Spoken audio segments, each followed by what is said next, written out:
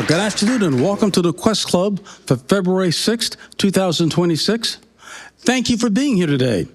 We're now in the 37th day of the year and have 327 days left in 2026. And for information, in 1815, the burned U.S. Library of Congress was reestablished with Thomas Jefferson's 6,500 book volumes.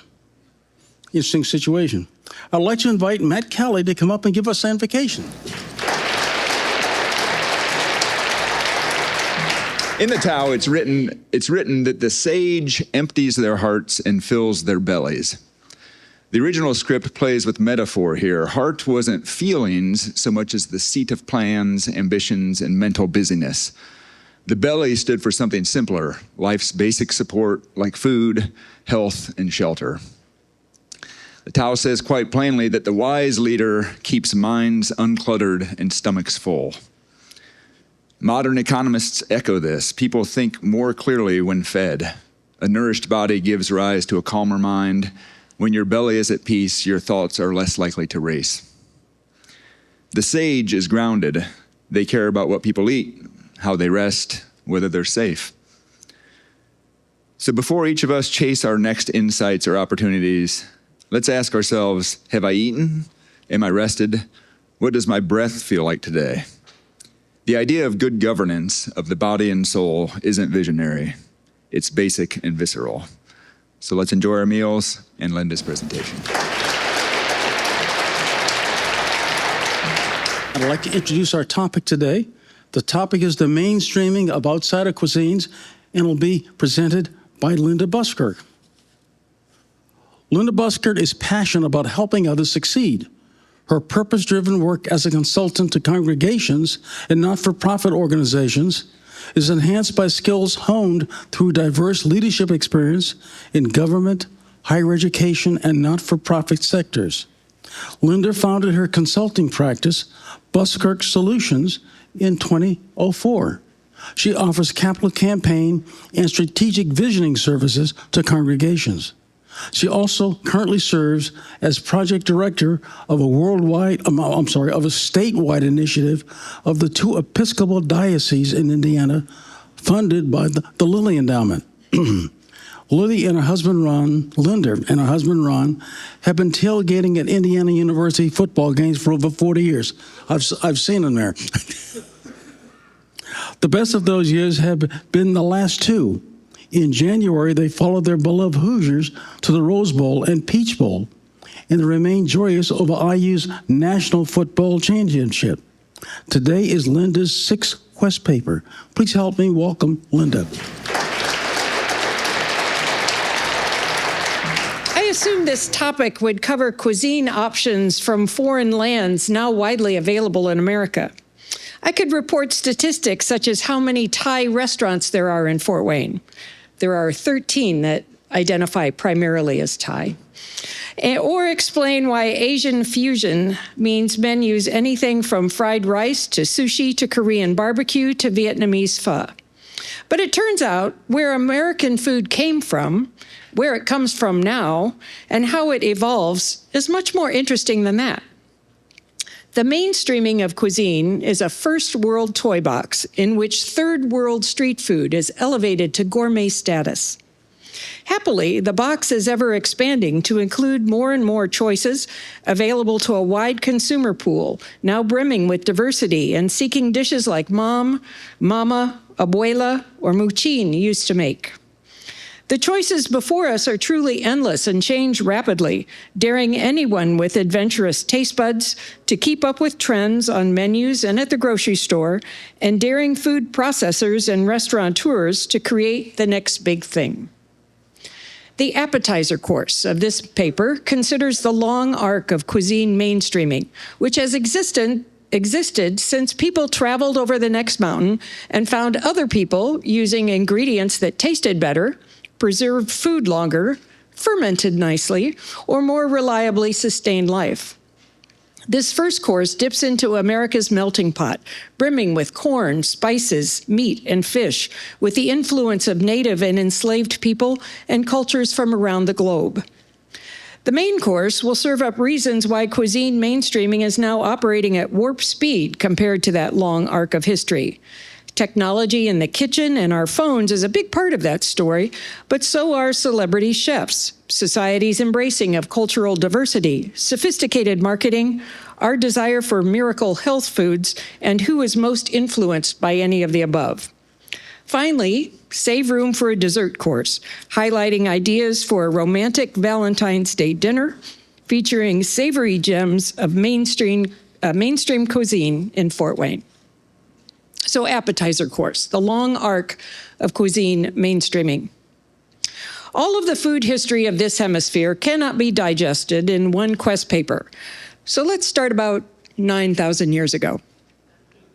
The native peoples of the Americas were great food scientists. Over countless generations, they learned to take the plants they saw growing around them, improve them, plant them, harvest them, and turn them into foods we know today as corn and potatoes, cassava and peanuts, tomatoes and chili peppers, chocolate and vanilla. It was that 9,000 years ago mark when people in what is now Mexico invented corn. Yes, invented, because corn does not exist in nature and was developed entirely by human beings.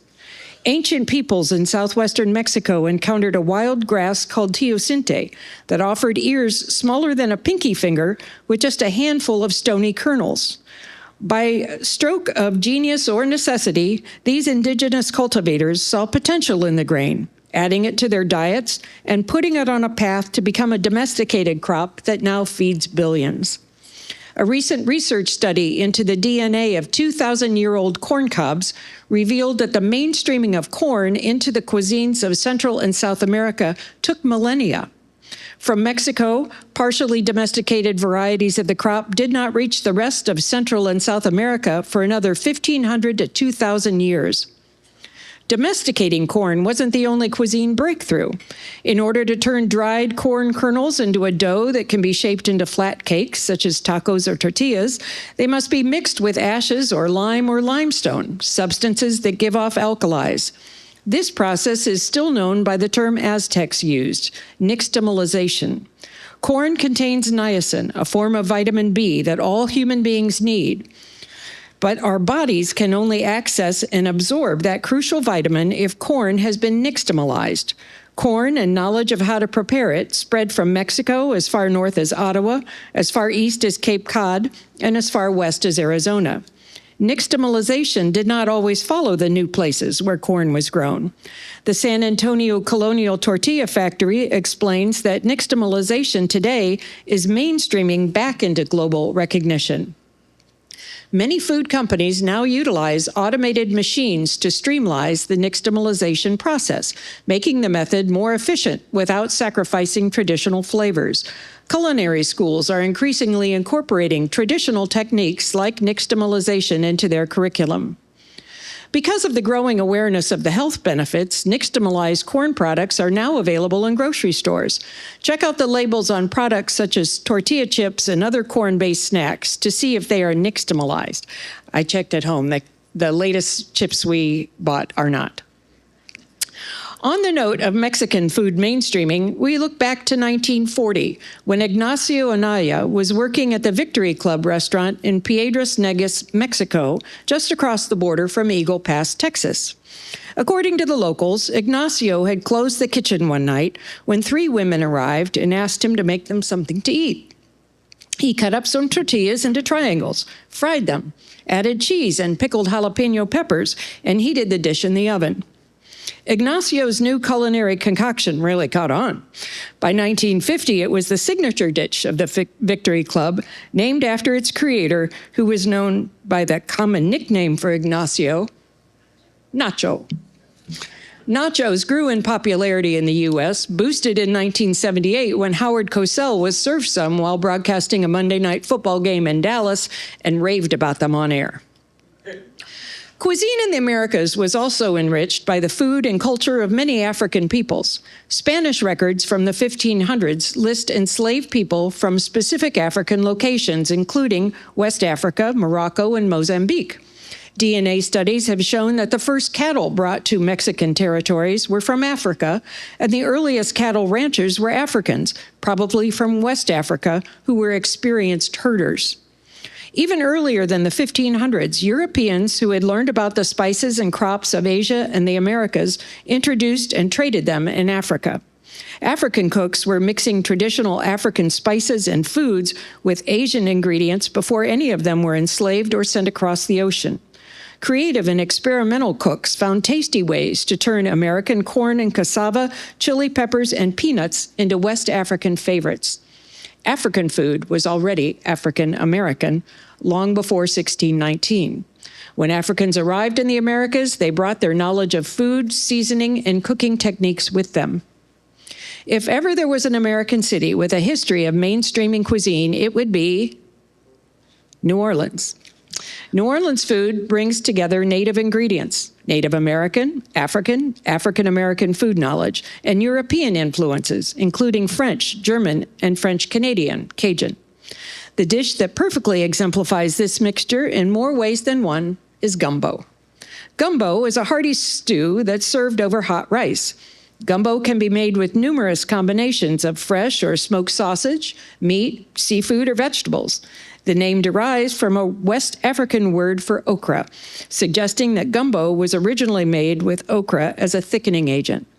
The use of filet, dried and ground sassafras leaves, was a contribution of the Choctaws and possibly other local native tribes. Later, gumbo recipes started to incorporate French and Creole influence by making a roux to thicken the dish. America's waterways were teeming with fish valued by newly arrived Africans as familiar, healthy, and free.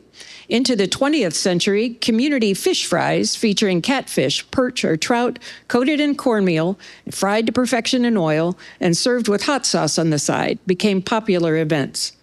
Fried chicken was also on the menu of African American celebrations and restaurants, but the roots of that dish are from a cooking method brought to the U.S. by Scottish immigrants.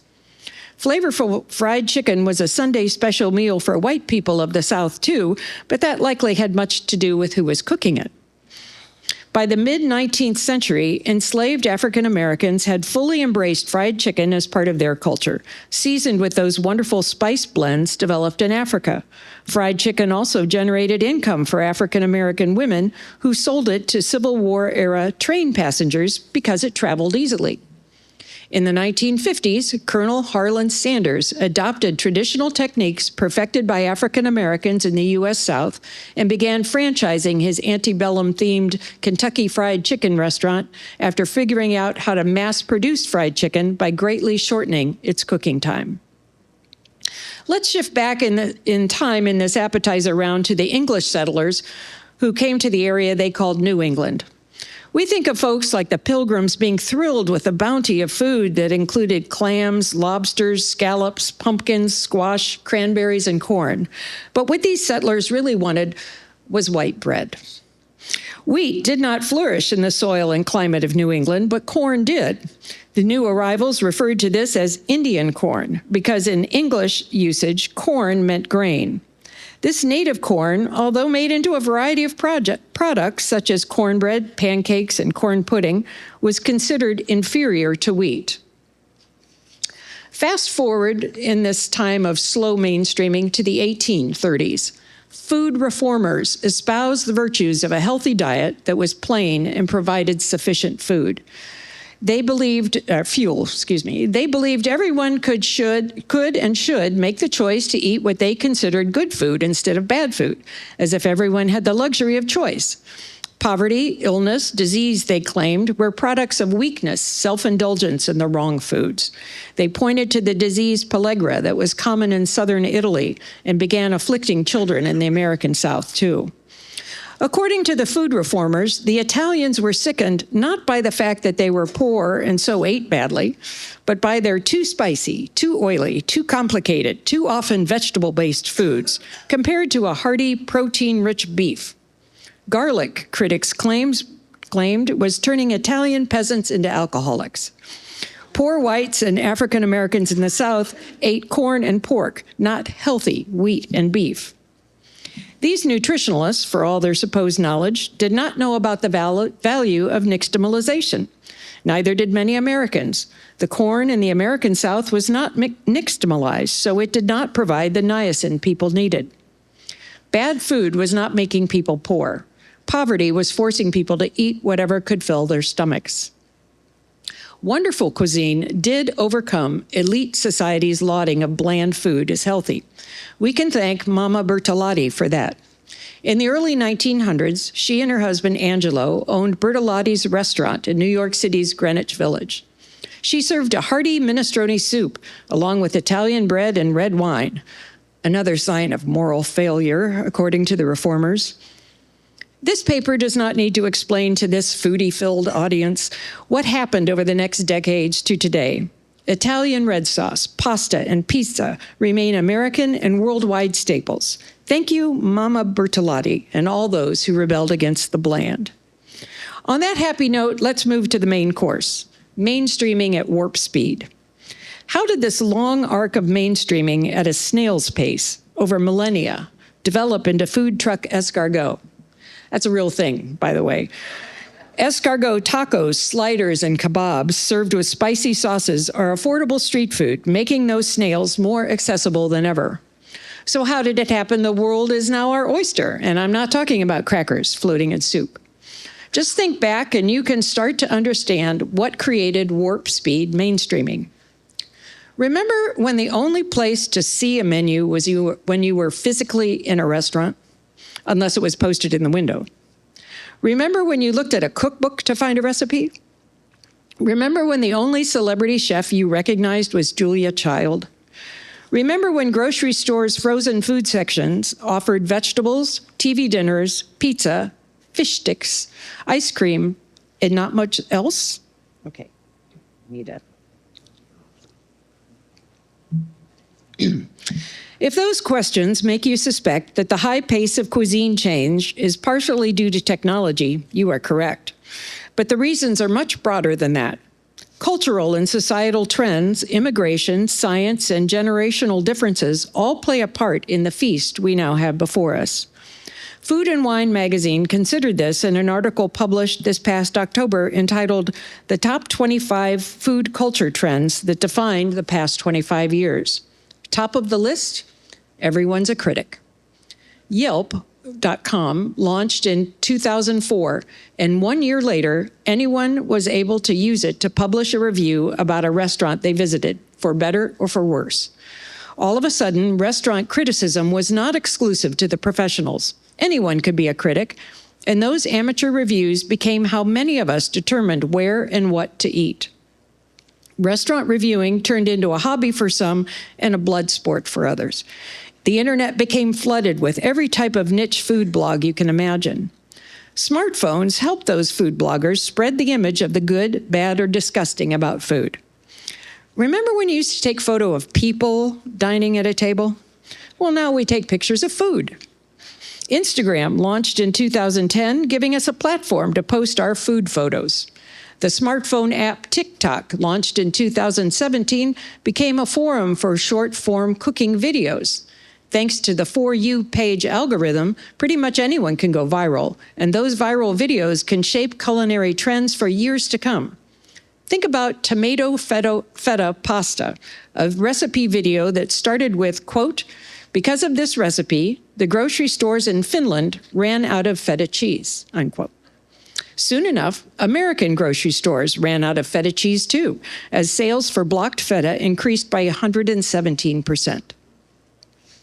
The voices sharing food experiences and cuisine information have diversified in social media, but have remained largely white in the world of restaurant critics.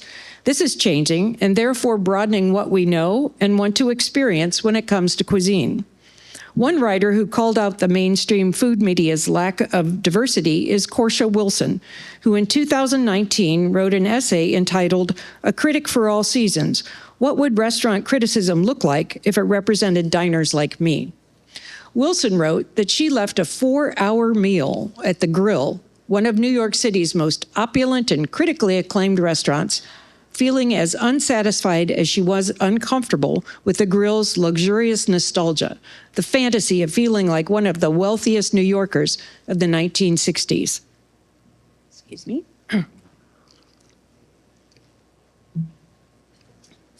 Wilson also dined at Henry Restaurant near Madison Square Park. The chef is Joseph J.J. Johnson, who created a menu that is the culmination of years of travel and deep research on the African diaspora and its impact on the world's cuisines. Here, African spices and cooking techniques are applied to ingredients from all over the world. Lamb kebabs are served with kimchi and roti bread on the side, while shrimp and pork dumplings are presented on a bed of fragrant yellow curry. New York Times critic Pete Wells gave Henry's 1 star, remarking in his review that the clientele gave Henry's more the appearance of a restaurant in Harlem than one just off Herald Square. Of his review, Wilson wrote, "By noting the race of the clientele, it implies that a dining room composed largely of black diners is out of place in Midtown Manhattan, even though some 24% of the city's residents are black." Today, there is an ongoing wave of Black-created mainstream media, which Food and Wine magazine considers a top 25 trend that celebrates Black and brown culinary creators. Okay, sorry.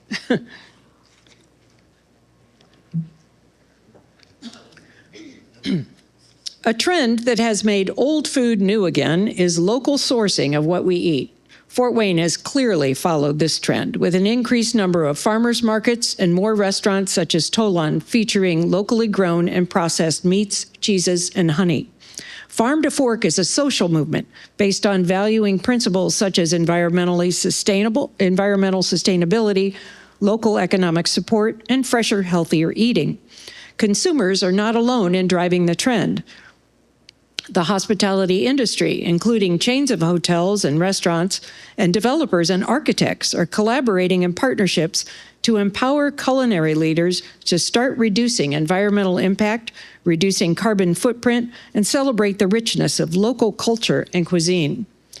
Those who influence how cuisine expands include giant corporations and entire industries devoted to developing flavors and studying cultural and demographic differences that impact what we want and what we get.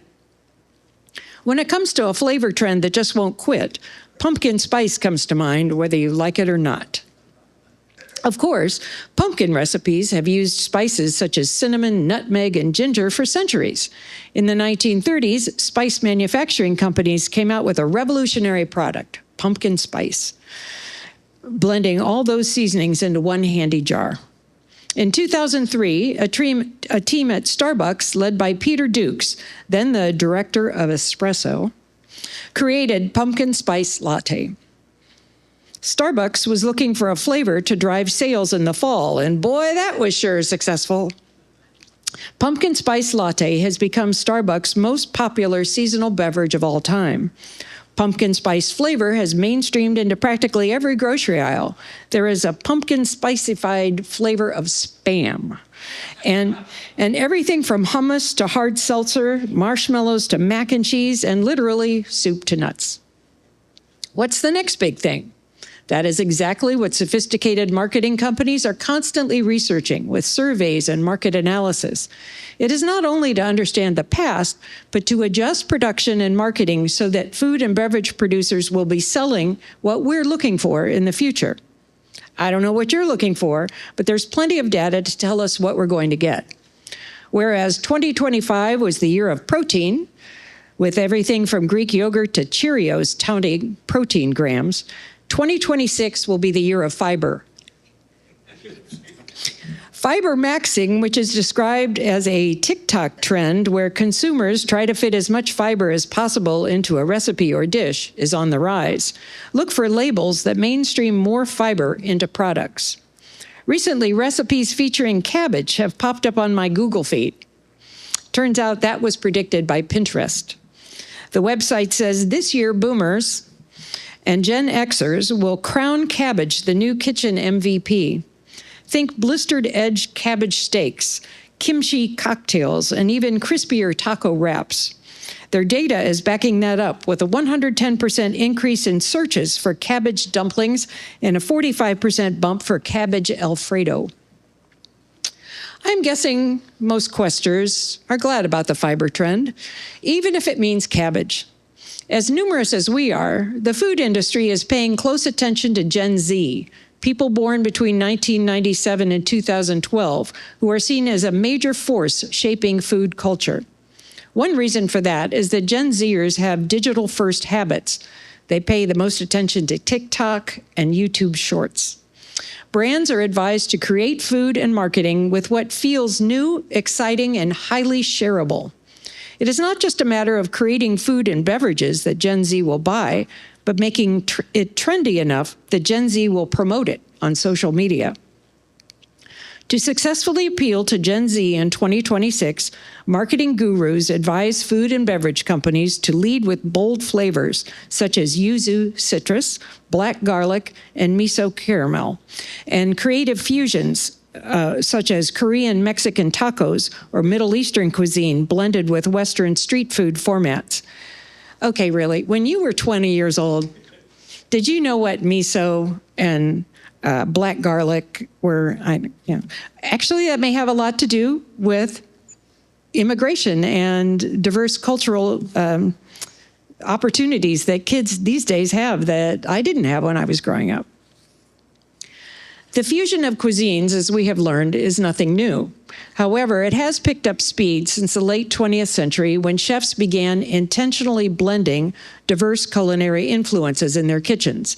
By combining ingredients and techniques from different cultures, chefs can create dishes that are truly one of a kind. In fact, one of the hallmarks of fusion cuisine is the use of unexpected flavor pairings. Chefs experiment with contrasting tastes, textures, and aromas to create dishes that tantalize the taste buds and surprise diners.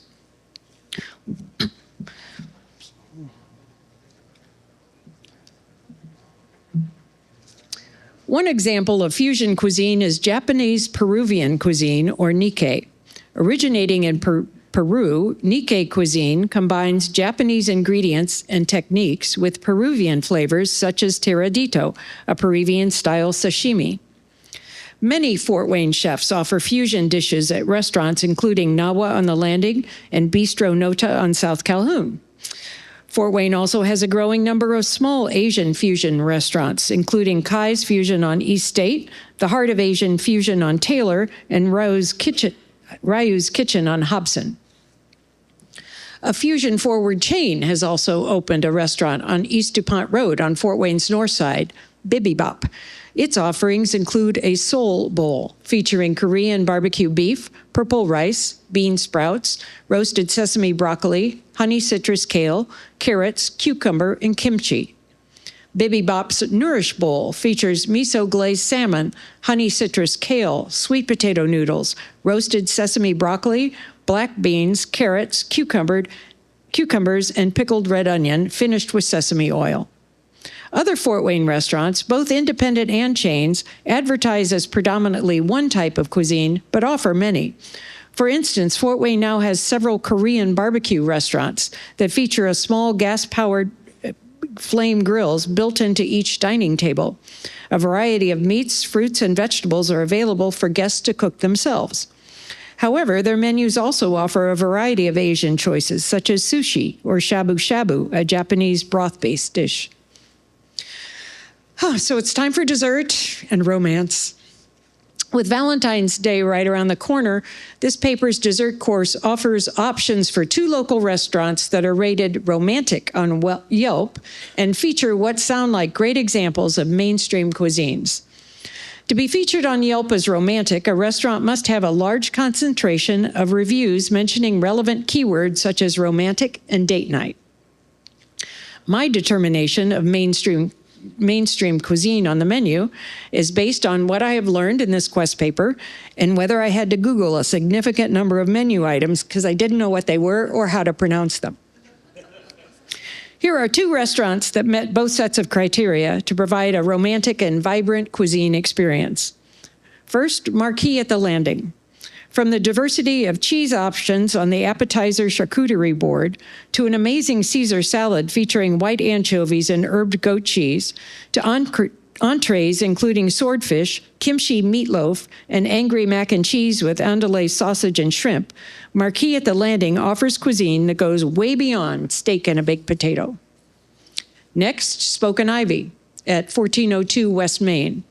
The cocktail menu at Spoken Ivy signals that this restaurant's offerings are going to be mindfully crafted to rise above the usual.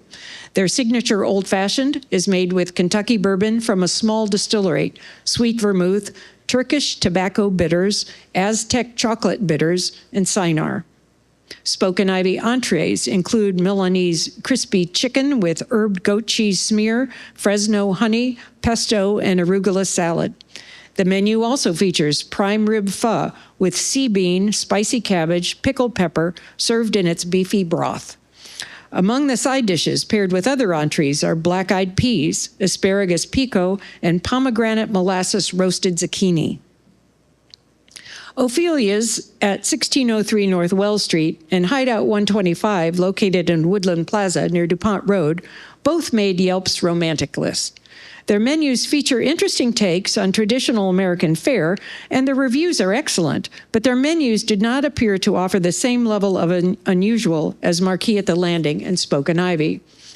I can tell you from experience, however, that if you and your Valentine are really hungry, you can't go wrong with Hideout 25's 30-ounce Wagyu tomahawk steak for $150, especially if there are more than two of you dining at the table. To wash down this feast of a Quest paper topic, I offer a toast to all of the cultures and generations of cooks, chefs, farmers, and scientists who cultivated, experimented, and perfected the cuisines of the world, and to all those who creatively fuse ingredients and recipes into new creations that delight our eyes and our palates, and to all of those who created the means to process and transport food from around the world to our grocery stores and restaurants. Cheers and bon appetit.